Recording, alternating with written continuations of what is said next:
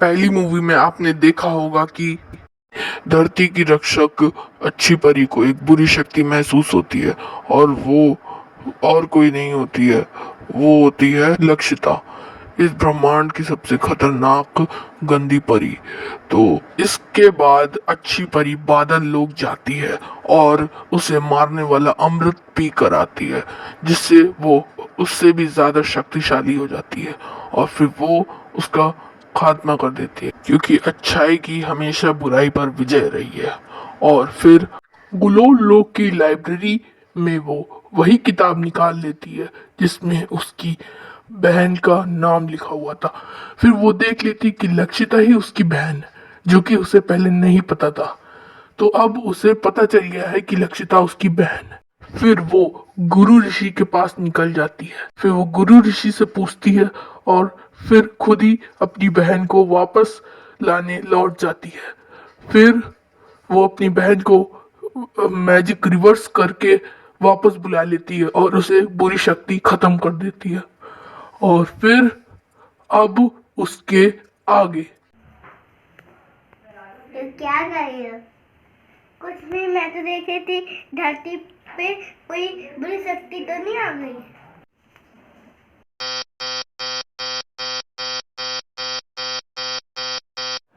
हाँ, तुमने बुरी परी को तो बचा लिया, लेकिन मैं फिर से आ चुकी हूँ तुम्हें मारने।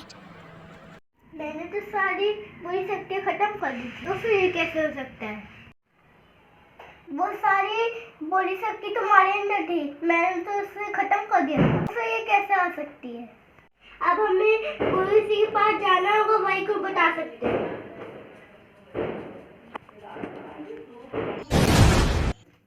गुरु ऋषि, आओ नित्या, मैं जानता हूँ तुम यहाँ क्यों आई हो। यही ना कि धरती पर फिर से बुरी शक्ति का साया आया है। वो गिन्नी की यादों से तुम्हें कुछ सुराग मिल सकते हैं, तो तुमने जहां पर भी गिन्नी की यादें छुपाई हैं, तो उन्हें उन्हें देखकर तुम पता लगाओ। क्या पता तुम्हें कुछ पता लग जाए। गुरु ऋषि, मैं समझ गई, मैं उसकी यादें अभी चेक करती हूँ। नहीं, तू यहाँ पे बैठो, मैं अभी आती हूँ।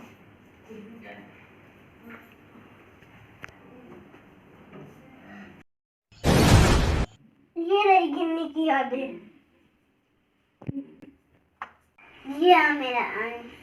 जब मैं मर जाऊंगी तब ये मेरी जगह लेगा।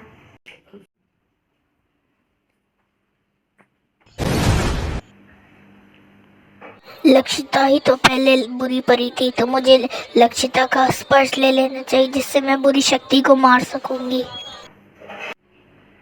लक्षिता, हैंकी पे अपना हाथ रखो।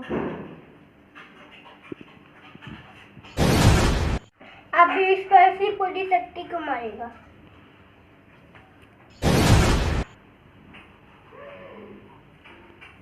जाओ, मैं इस पर पूरी शक्ति को मार दो।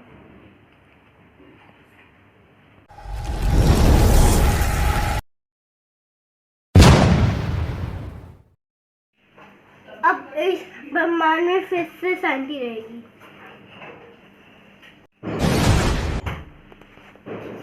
दीदी कहाँ गई थी? नहीं, मैं तो बुरी शक्ति का विनाश करने गई थी। एक बार फिर अच्छाई की हुई जीत।